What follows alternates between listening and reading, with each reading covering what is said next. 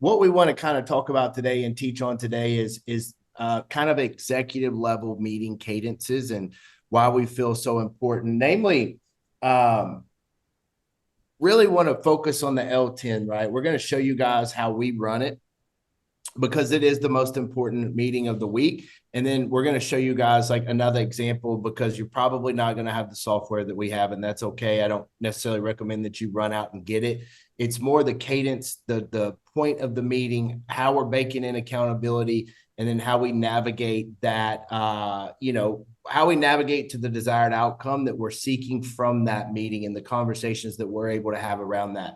But before we jump to that, which is kind of going to be the meat and potatoes of today's call, and then we'll get to some Q&A, I do want to, really stress the importance of annual and quarterly planning sessions.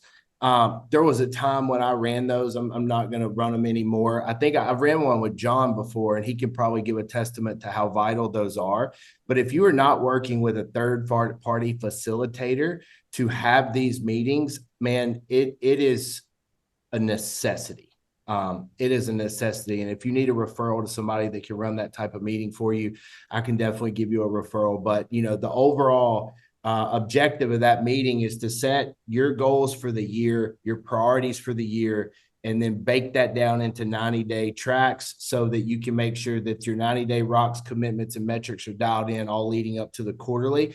And then, kind of breaking those months and those years into 90-day sprints. And I'm telling you, like, if you're trying to grow a business, if you're trying to increase profitability and work on strategy and execution, and run a real business, there is no more important meeting than that annual, that quarterly, and then your weekly L10. So it's critical to the success that we've had at Padley, the success that I've had in other companies.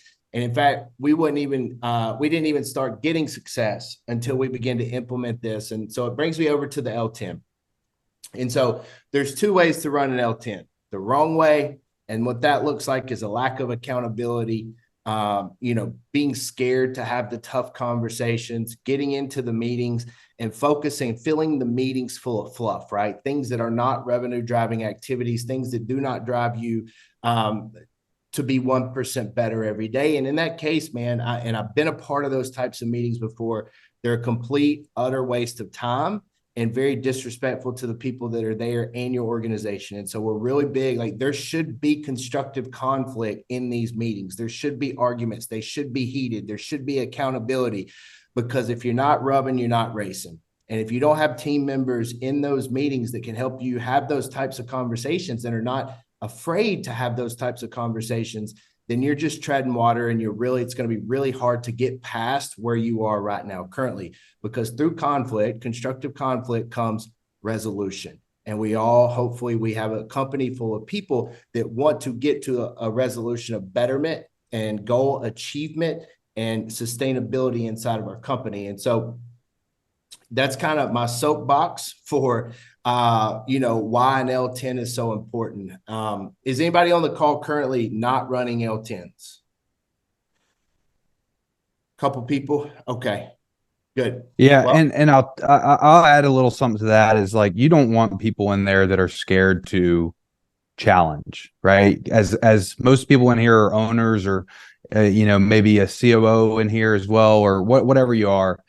You don't want people sitting in that meeting that aren't going to contribute and bring up their thoughts and contrary opinions.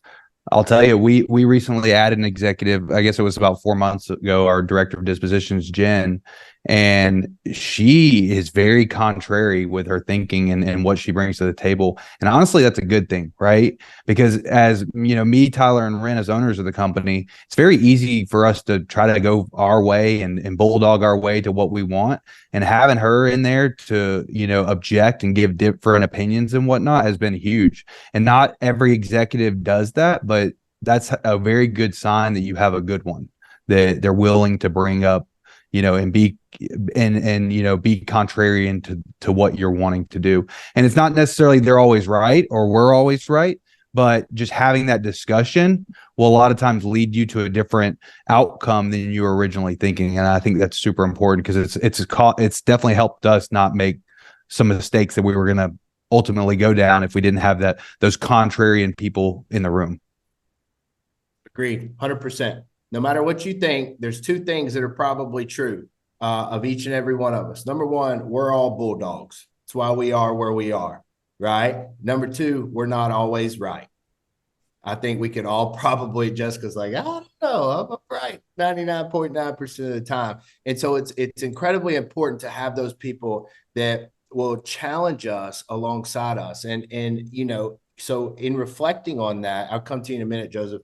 If you are not being challenged inside of that meeting, it's probably because you don't have trust inside of your organization. And so a great book recommendation around building trust is called The Speed of Trust by Stephen Covey. Phenomenal book. I highly recommend that you read that book, and it really goes deep on how building a trustful type team can drive you further and faster, and being able to have that constructive conflict. What do you got, Joseph? Printer in the background. So correct me if I'm wrong. Always kind of looked at L10s as obviously an important piece, but you know, it's me and it's essentially my one employee. That's it. So whenever I think about the L10s, I'm like, how do you operate an L10 if it's me and then him and there's nobody else to really contribute or do anything? So how would that work? Yeah. So who is the other employee? No, he's so lead manager and part dispo. Yeah. So in the early stages, we're going to have them all three in there, right? All three of you guys. And you would be surprised. You say they don't have anything to contribute, but I would challenge you and say you're probably wrong, right? They see things in the front lines that you can't see. And we have to welcome their opinion and their perspective because it'll make you better. Whether they have a right opinion or a wrong opinion, it's data points that help you make quicker decisions. And it's removing that silo that you live in because you're not on the phones working inside of your CRM every single day, right? And so when you're in the super early phases, right, you just got a couple team members, you want to have them in there, I believe. And then you want to be working to elevate them up or elevate them out, replacing them with higher level executives. But in the meantime, you got who you got. And so, and it's a great way to bring that accountability and let them have a fundamental understanding of how the manufacturing line works in order to all arrive at the destination, which is hopefully everybody getting paid, having a profitable company, right? So it's critically important, right? So you got who you got. My first L10, you know, all of them except one couldn't get a job mopping my floors now, right? But it got me to where I am today. And so the goal is to coach them up and coach them out, give them opportunities. And sometimes you'll be surprised because there was a young lady in my first L10 that was a lead manager. Fast forward 5 years and she was the director of acquisition, managing 50 grown ass men, and just an amazing person today and coaches people all around the country in this business. So you'll be surprised. Joseph, can I ask you a question? And I hope you don't mind. But you know, before Ren gets into this, you know, I've known you for a while, Joseph, and particularly, you know, you mentioned you don't feel like you have anyone high level like in that meeting. My challenge to you is, you know, you've been in this business for a while, you've made some money. Like, dude, go out and get some talent, man. Go fill up that room with talent. If you got the cash to do it, that is literally what's going to put you to the next level, is getting really good people in that room to be able to help you grow your organization, because you're not going to be able to do it alone forever. You're only going to get so far by yourself. And if you feel like the talent in that room isn't up to par, man, figure out how to have a great month and invest some of that money in a really good person. Because I'll tell you, man, that's the big difference maker. It's fair. I totally agree with you for sure. Great point. All right. So you guys can see this screen. We're going to go over the agenda just at a 30,000 foot view. So how we run this is, first, we have a foundational Wednesday that is kind of slotted before the L10 officially starts. During that meeting, we review processes and procedures. From every division, there's kind of a round robin. We go through, make sure all swim lanes up and down, have fundamental understanding of the process. Have there been changes? Because there's a lot of changes in our processes. We grow, we're building these startup phase businesses, like things are changing all the time, and we have to be able to run the plays. So the analogy I use that is the company you want to be versus the company you are today is pretty much the equivalent of a peewee football team that lines up to the line of scrimmage. They all know the game. They all know the objective. But when you hike the ball, everybody goes everywhere and it's complete chaos versus an NFL team, right? They're trained, they're experienced, they know the playbook, they know the procedures, they know the audibles, they know the defense lined up. When the ball is snapped, most of the time it's a ballet, right? And so that foundational meeting, understanding the processes and the procedures, that's the difference in an NFL caliber team and a Pee Wee caliber team. They don't know the process, they don't know the procedures, and they don't have the repetition and the experience to run it where it's second nature, right? So that's why that is so important. Once we wrap up foundation Friday, we want a good check-in, right? This is good news, business or professional. This is really for everybody to get kind of a temperature on the people that are in the group, right? You will be able to tell a lot of what their personal perspective is on their department inside of, the work that they do every day. What is their check-in like? Are they in a bad place? Are they in a good place? Are they in kind of a mas o menos place where maybe it's good, maybe it's bad, but it's a great way to really get that check-in on how they're doing and see their perspective from their lens, right? And so we go through that. Everybody steps up. They get called on one at a time. They get to come in and talk about what the good news is. There's things we celebrate. There's things that may be going on personally or professionally that need to be dropped on the issues board. Also important to remember that as we go through every one of these agenda items, what we're doing is we're looking for opportunities or issues that need to be dropped to the issues board that we will then work out and solve together. So we go through that. Second to that, we go through anything to add to that, Clint? No, not really. I think just the whole key, the foundational win today is important. I wouldn't say like you have to do that right, like when you're first starting, right? I think it is important, right? But I think we added that about, I don't know, a year ago, and it's definitely an important process, but process isn't the most important thing if you're just starting out. It's more of, driving revenue, affecting change in your organization. And the key with this whole meeting is just being disciplined, like not letting people chatter in the back and talk about BS. It's not business. Like, be professional when you're running this and be disciplined about going into this and attacking it with excellence so you get a lot out of it. Roger that. Second agenda item is voice of customer, voice of employee. We have the luxury of having Mr. Bill, who calls every single person and gives us updates on those people. This keeps us really in tune with the heartbeat of the organization and knowing where each person is and if there's something that should be dropped to the issues board or maybe there's something that should be celebrated. Everybody kind of gives like their perspective of their division and people inside of it.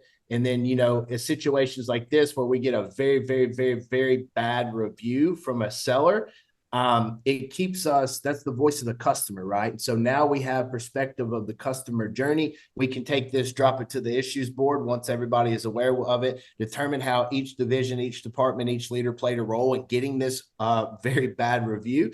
And which actually ended up being okay, but there's just so much that we can learn and take from that. All the executives, everybody needs to be briefed on that so we can create betterment inside of the organization.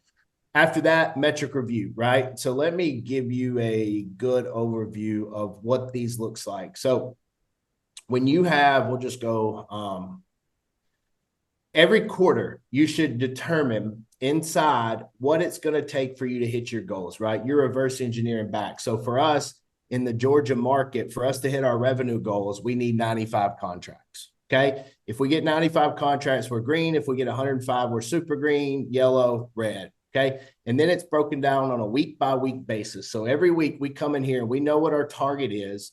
And then we input the actual. That's going to turn red or green. This week, when we had a red, that drops to the issues board because we have to get ahead of the 8 ball, right? We have to understand and dissect why did we only get 5 out of 7 contracts.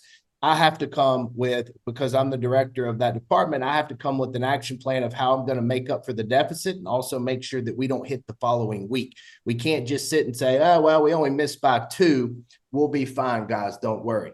Which could be the case. Maybe we just had some that got strung along, but we have to put in a cemented action plan to ensure that we can turn those numbers back green. Because if we just continue to do the same thing, we run into the jeopardy of missing our contract goal, missing our revenue, missing our profitabilities, and instability inside of the company.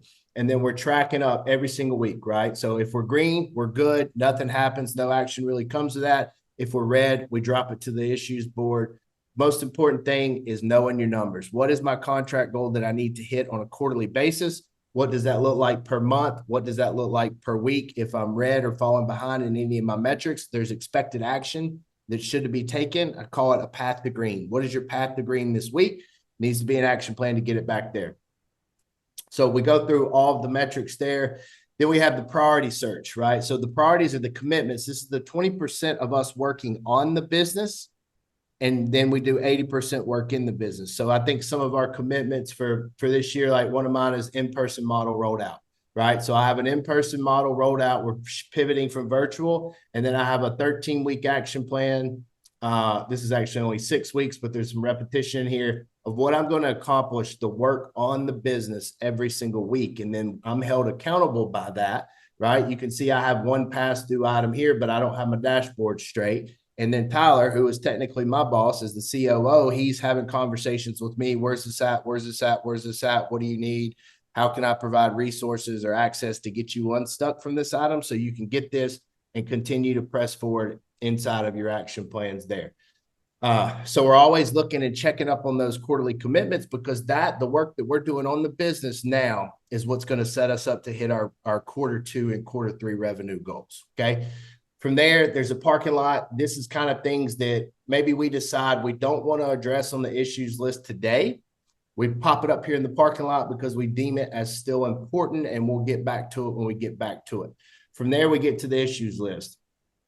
This is often pretty lengthy. If we're walking into an L10 and there are no issues on the issues list, then we don't have either we're being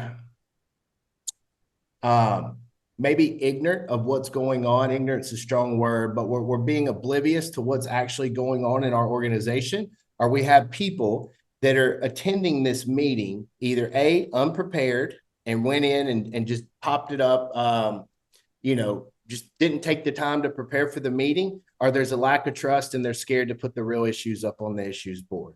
But again, I'm going to beat this drum to the end of time. These issues and the resolution of them are what drive your business forward and grow great companies. Okay. I'll stop there for a minute. I know I said a lot in a little time. Any questions or anything that I wanted to give a little feedback on that too before everybody else goes. But if you don't have issues on the issues board, you're just avoiding them, like straight up, because every one of you in the position you're in have issues. Every business has issues nonstop, and it's never ending game. And the bigger you get, the bigger your issues are going to get. And so if like you come into a meeting and y'all don't have a list of issues, like you're either, like Ren said, unprepared, or you're just oblivious or scared to bring it up. One of the two, because you got issues. Yep. Hey, Ren, I had a question. So any reason why y'all do this on Friday over Monday? Is it just because of the lagging indicators for the week? We do it on Wednesday. Oh, Wednesday. Okay. Yes, sir. We do it on Wednesday. And the reason that we do it on Wednesday is because we don't want to do it on Monday. Just because Mondays are usually, Mondays, right? And so Wednesdays is a good middle of the week. We had Monday and Tuesday to clean everything up, make sure things are settled. We got conclusive data in from the previous week. And then we, on Monday, call that Tuesday. It gives us time, a full day to prepare for the meeting, and then get over in here and get your data input so that when we come into Wednesday, we spend the first half of the day cleaning up and doing the work on the business that we would have to do as executives. We can spend the second half of the day in this meeting solving problems. Okay. And in the issues list, I see that you have it lined up by employees. Right?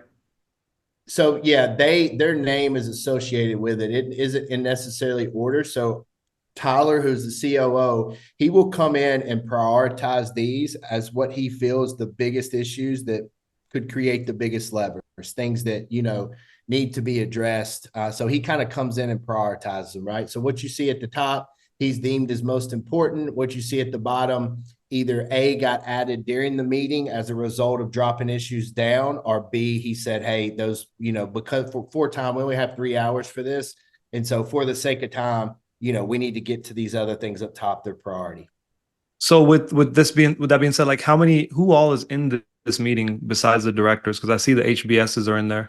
It looks There like, are I don't know.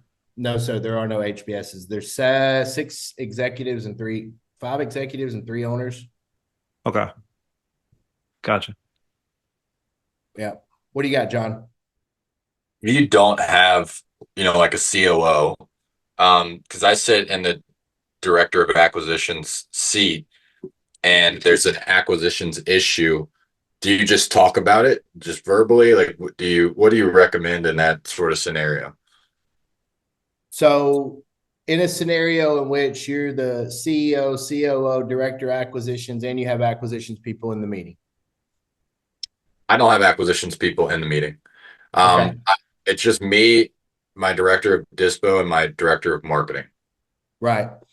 And so if there's a problem in acquisitions, I mean, you gotta call on your people, right? So let's say that there's a problem, contracts are behind, right? You know it's an issue, you put it on the issues list. What I'm going to do is prepare in advance. Hey, we missed our contracts 2 weeks in a row. Here is my action plan of how I'm going to remedy this issue. When we get to that portion of the IDS or the issues list, I'm going to break out that action plan and I'm going to talk it through with my other directors. Hey guys, this is my plan. Okay. I need you guys to help me. Like, where are my blind spots? How do you think this is going to go from what you're hearing from the acquisition guys versus what I'm hearing versus what you see on this plan? How can I be better? What am I missing?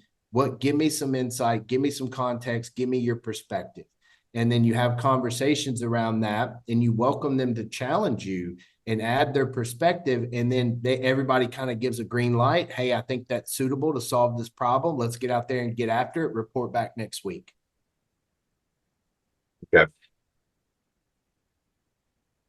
That's good.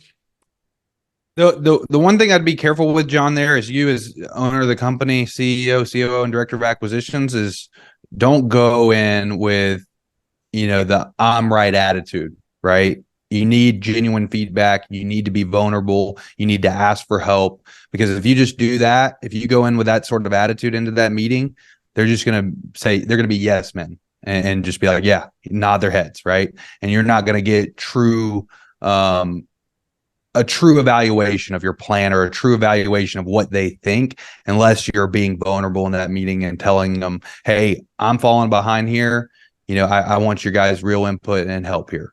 Because if you don't, they're just going to look at you as the owner and their boss, and you're not going to get real input from them. Okay. I like that.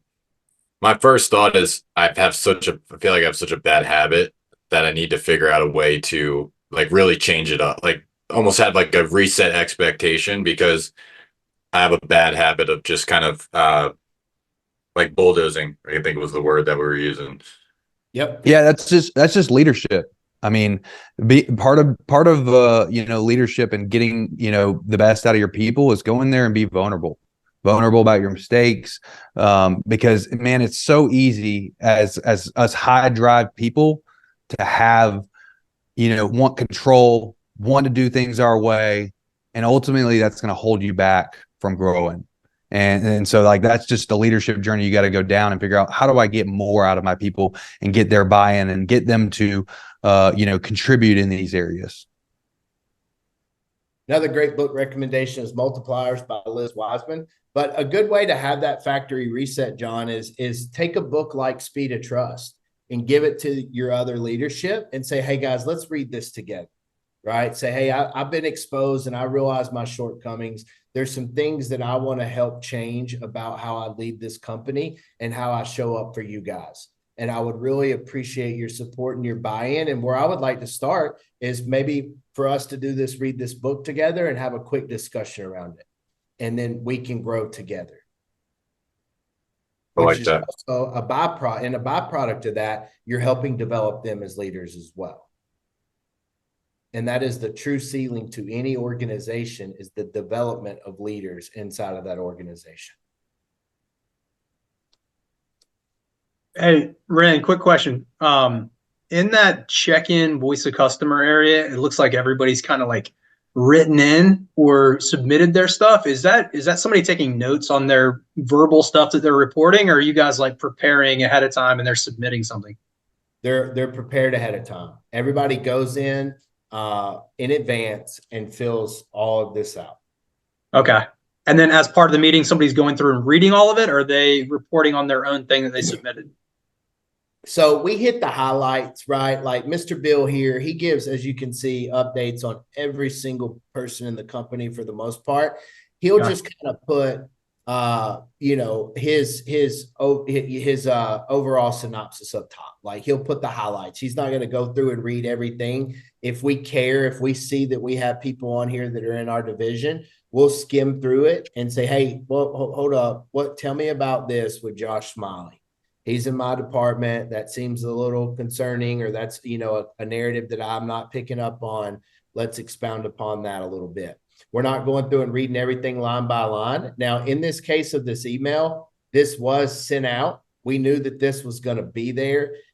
This was sent out to the executives in advance, and they had a chance to read this. It was put in here for documentation. We didn't go through and read this line by line, but it was also dropped to the issues board. We were prepared to discuss it. So we don't spend, a long time going through and reading all this. It's just when it comes over to your turn, what's your quick highlights? If we need to expound upon that, dive in deep because we sense there could be an opportunity or an issue that needs to be explored, then we'll drop it down to the issues board and have a conversation around it then. Yeah, I would say in this section, when you're going to do good news and good news personal business and then voice of customer, voice employee, I would keep that less than 15 20 minutes. The real work in this meeting is done with the metrics review and also the mainly the issues list. That's where the real work's going to be. Yep. Cool. Thank you. And 85% of the meeting should be spent in solving issues, right? Those top, this is technically scheduled 5 minutes, 5 minutes, 5 minutes, 5 minutes, nothing, the rest of the meeting, right? You want to you're just skimming through, looking for issues to drop to the issues list, making sure that you don't get stuck up in the nuanced stuff. If it's deserving of a longer conversation, more than a quick update, it should be dropped down to the issues list. I'm curious, people that are running L10s, how many of you guys, especially the smaller companies that, kind of what John talked about, bulldogging over this. How many of you feel like you do that? Like just, and it's okay to be vulnerable, because I'll tell you, I'm guilty of it as well. We all are, right? But I'm telling you, if you're going through this and not asking for their opinions and they're not speaking up, it's because you're that dominant alpha in there and you're just bulldogging over everybody and you're not moving your company forward. You're doing what you want to do. And you're not getting the buy-in of everybody else, and you're not getting their true opinions and evaluations that ultimately, probably could save you millions of dollars down the road if they spoke up about an issue that, you were going down a path and making a bad decision on. I'll give you another tactic too that can be helpful to encourage people, because if you are that, you are, right? Like, so what, now what? We can see change champions, right? Sometimes in a situation in the L10 where you're known to be the bulldog, people are scared to step up. They don't want to be the first one to challenge you. But if me and John were in a L10 and I knew I was a bulldog, I admittedly had some bad habits and I trusted John, I could go to John in a one-on-one setting and say, John, look, this is what I know. I got some bad habits. Those bad habits are resulting in bad meetings. And what I think one of those habits is I'm such a bulldog and I'm so aggressive that you guys are scared to challenge me. And I know that's a thing. And I need your help with something. And John's going to be like, sure, what? I'm going to bring up a topic and I'm going to be convicted of that topic. And I want you to tell me you don't think that's a good idea and we should have a discussion about it. Can you do that for me, please? And he's going to be like, why? But because I'm going to show vulnerability, I'm going to show that it's okay to call me out. I'm going to react the way that I think a true leader should react and how I want to react moving forward, because I want the other people in the room to see that I'm not going to rip their head off. And then I'm going to be open and I'm going to listen. And John's going to be like, yeah, I can do that for you. And so then I'm going to tell him the opportunity and I'm going to tell him it's given permission to challenge me. And then when he challenges me, I need to approach that situation with a ton of humility and a ton of gratitude that he spoke up. And then we are going to make sure that I lead and work together and ask other people's opinions about how we can be better together. And hopefully, if we can do that a couple times, we're going to see that the people in that meeting begin to do that more often. They begin to see, hey, Ren ain't going to rip my head off. He's actually open to feedback. And man, it feels good to be a value contribution to this meeting, and we go further faster. And so seeding those change champions like that can really be impactful and beneficial. And even if you don't feel like you're a bulldog, I would challenge you to do that exercise anyway. Yeah, I have to say, guys, like I have to say, like I just came on and started working with Michael in May, and the speed to trust like blew my mind because like now we're working together on these meetings, and like for me, as we're working together, like I don't want to disappoint him because I know that he does value my opinion.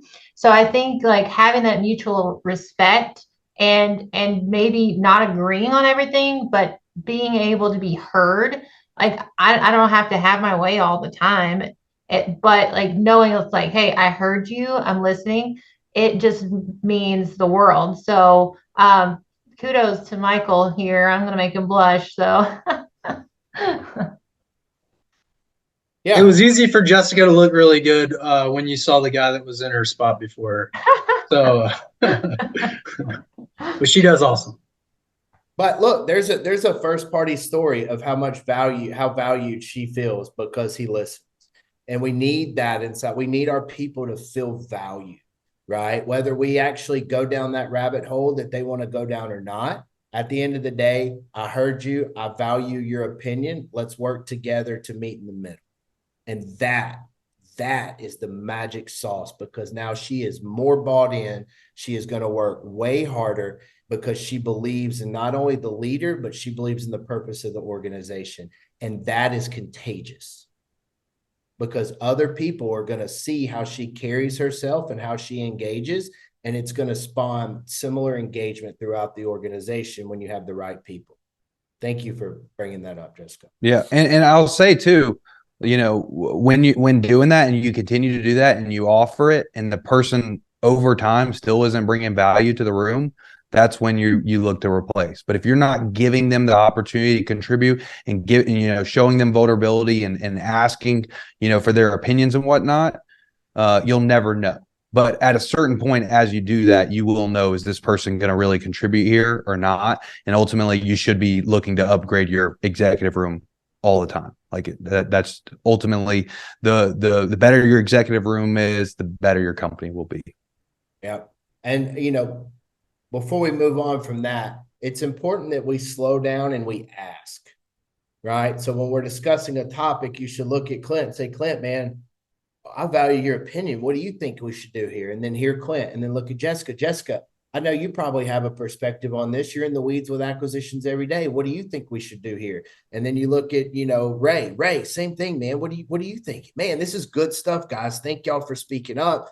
And that's how you continue to foster and encourage that feedback and that participation.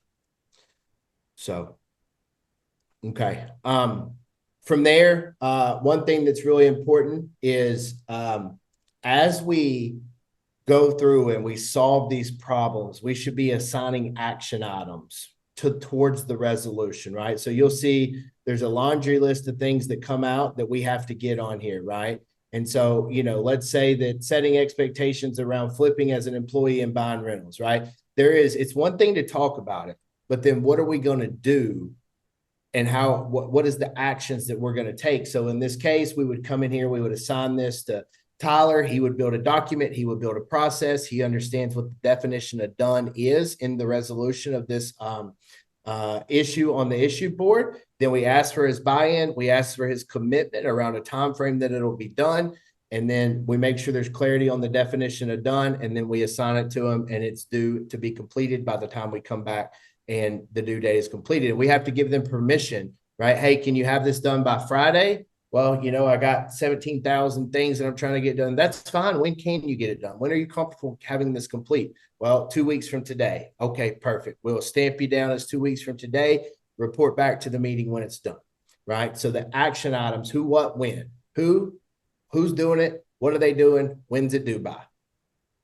Very important to create accountability and follow through. One thing to come in and discuss issues, right? They're just theories at that point. What is the execution that backs it? Who's going to do it? When's it going to be due by? Okay. Closing remarks towards the end of the meeting. We just want to get some feedback. Hey, what do you think about today's meeting? Well, it was awesome. 1% better. Meeting sucked. Great. Let's put that on the issues board and cover it next week. So, all right. Any questions around that before we move on? Yeah, question for you, Ren. So you said y'all are spending 2 hours in this meeting? I think it's longer than that. No, yeah, it's 2 hours. It's 30 minutes for the foundational Friday and then 2 hours for the L10. And or the foundational Wednesday or whatever you call it. The process around going over processes. And y'all are not working in the same office currently, right? Correct. Okay. So does it seem like if you're around people all day talking about this stuff, that meeting might be shorter? So whether we were all there, like 80% of the only people that are virtual are director of title, me and Bill. Everyone else is in the office. Yeah. And so one good thing too, though, when you're doing your work, right? Like there's plenty of times when we have an engagement or we run into a problem. Hey, put that on the L10. We'll solve it tomorrow. And that keeps us from you got a minute meetings, right? How many times does somebody come up with a problem and they're like, hey, Jonathan, this is down, this is down, this has happened, this has happened, this has happened. And then you have to stop what you're doing and, work through that for 30 minutes. So it took you, 30 minutes and then another 15 minutes to get back on task and another 15 minutes to get in the flow of what you're doing. That's an hour, right, off of your day. And so if we can become disciplined in the habit of that's great. Can't wait to address that with you. Pop it on the issues board. Yep. Got it. And let me ask you. Go ahead. And I'll say too, with popping stuff on the issues board, make sure it's like, real issues, not something that you could, solve with one question and that's it. Like you don't want to waste people's time in there. Yeah, we do that like in our morning huddles. Anything that starts getting off track, talking about a subject, we're like, hey, let's, talk about this at another time. And then if you have what y'all's thoughts on this? You have a young company, everybody that I have here is been here for less than a year. Like my transaction department's all been less than 4 months. If you're not sure who's emerging as the leader at this point, would you say get, all of them in there, or what do you think? How many people is that? TCs, I have 2 right now. Yeah. So if I ask one, then the other one's going to be like, well, why is she going and not me, Yeah. In that case, throw them both in there. Right. One of them, the cream rises to the top. Yeah. Cream rises to the top. So. Cool. Okay. I know. Yeah. I mean, if you look at from when me and Ren partnered up together and from when we started our L10s, like to now, very different group of people, very different, skill sets. It's just very different, but you got to start somewhere and identify who those people are. Yep. Ray. Mr. Ray had a bunch of stuff to cover today that we're going to work through. What do we got, Ray? No, I appreciate you guys. Yeah, so I have 2 main questions. So our business is growing right now that we're starting to do direct to seller, and we're combining it with everything that we were doing for direct to agent as well. And so for that reason, I think in the not too distant future, I'm probably going to need like a director of ops because there's just kind of a lot of moving pieces now. So I had a one-on-one with everyone on my team just to kind of see where their heads were at with everything. Like, do you see yourself, like, are you happy with the company? Tell me some things that you're unhappy with, all that stuff. And ironically, I had 2 people in mind who I thought would be pretty good to be a director of ops and like start maybe training one of them to do so. And so I asked each of them in my one-on-one, I said, hey, like pretend the company was, substantially bigger as far as more people on the team, more revenue, all of that. in a perfect world, what position do you think you would be best suited for? And I told him, I'm like, look, I'm not promising you anything. I just want to know like kind of where your head is at. And so my current admin, she told me that she would like something. She didn't say the word director of ops, but what she described to me is a director of ops essentially. And I was like, okay, good to know. You know, if X, Y, and Z happens, I think I might be able to train you on something like that. And so then the problem comes in when I talked to my second guy that I also think would be good at that. He had originally told me that he'd want to be the sales manager, like the lead management director is what he said he'd want to do. And I was like, okay, cool. That makes perfect sense. So this was last week. Fast forward to yesterday, the guy who told me he'd want to be like a sales director calls me. We're on the phone for like an hour, and he's like, bro, I think I made a huge mistake. Like in a perfect world, I think I'd want to be, and again, he described director of ops. So the problem that I'm having here is I never made a promise to my admin that she would be director of ops or anything, but I did mention that I do think she could be a good fit, and I made it clear, look, I'm not guaranteeing you anything, but I do think you'd be a good fit, and it kind of helps out that, you know, Jerry, the other guy, said that he would prefer to be a lead management director. But now the situation is now that he's calling me telling me, "Yo, I think I would like this role instead." I think he'd be just as good, if not even better than her. So I'm just not, you know, I don't want to feel like I told this girl something, even though I didn't promise anything. I did say that there's a chance, you know what I mean? And so I also want to do what's best for the company and start training the right person. So I'm just not kind of too sure how to approach that situation. Yep, great question. Very common in a lot of organizations. So the first thing is you have to build out your accountability. You have to build out your org chart for where you see the company going in 3 years and what positions are in those inside of that company, right? So look out 3 years. Here's your org chart. You're the CEO. There's a COO. There's a director of marketing, lead management, acquisitions, dispositions, title, finance, right? Then you have to say and put the players who currently sit in the seats where they are, and then the ones that you are feeling, it will be your name / open. You know those are open positions.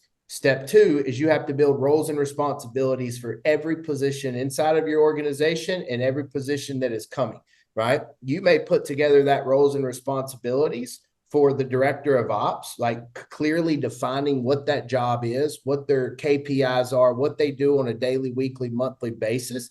Put that in front of one of those guys and you'll realize maybe a couple things. Number one, they're not competent to do this job. Number two, they don't want to do this job. Or number three, they're a perfect fit, and we can begin to distribute small duties to build up to be able to take over that type of position, right? But you got to be it's competent, capable, and willing. And Yeah, right, you're sorry, in go a ahead. position where you don't even know specifically what the job is, so it's very hard for you to make the determination: if are they competent, are they capable, are they willing? Get it? Okay.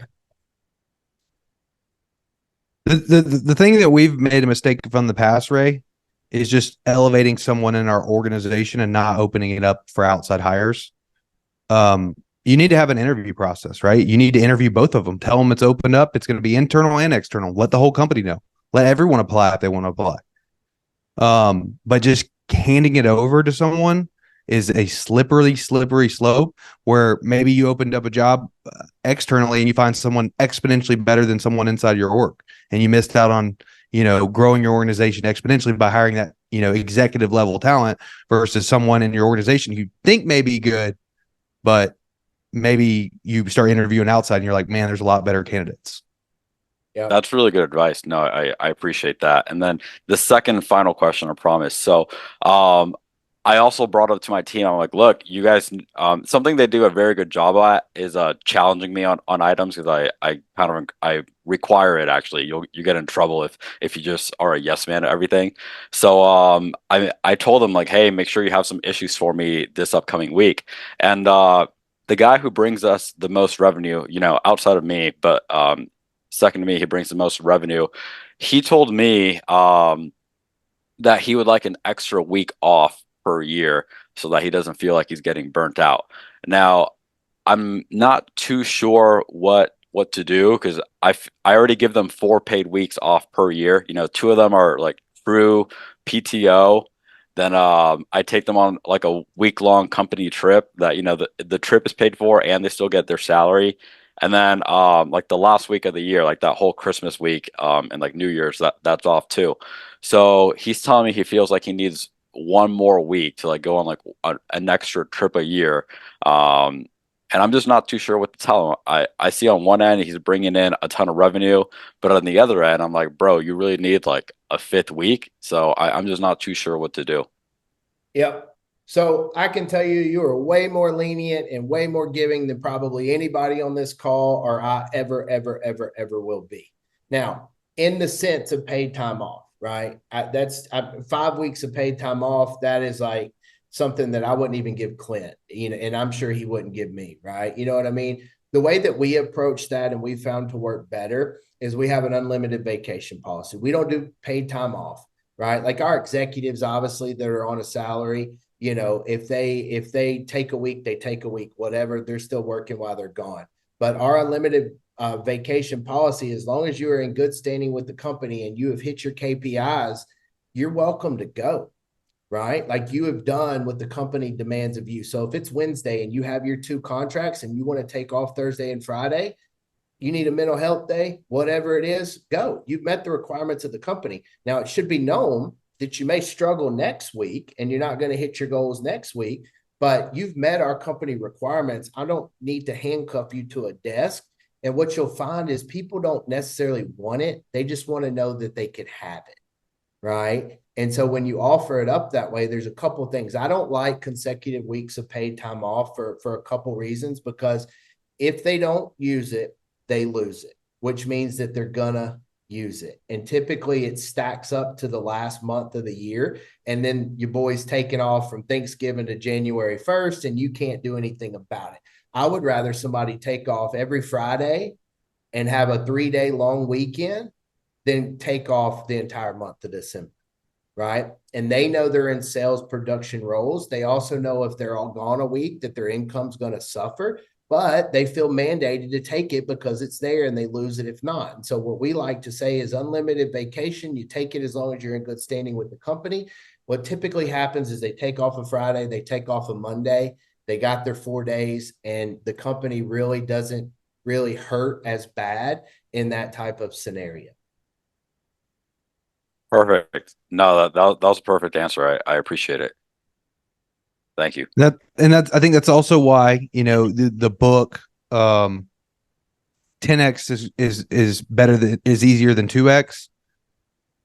When you talk about like building a bigger company and whatnot, it's easier when someone's off because you don't feel it as much because you have a lot of people to fill their spots and you're getting results from other people as well. Because when you're a small company, 3 or 4 people, one person, that's 25% of your workforce right there. You know, that's why it's very difficult when that type of stuff happens. But I agree 100% with what Ren said. For sure. Thank you, guys. Very welcome, my friend.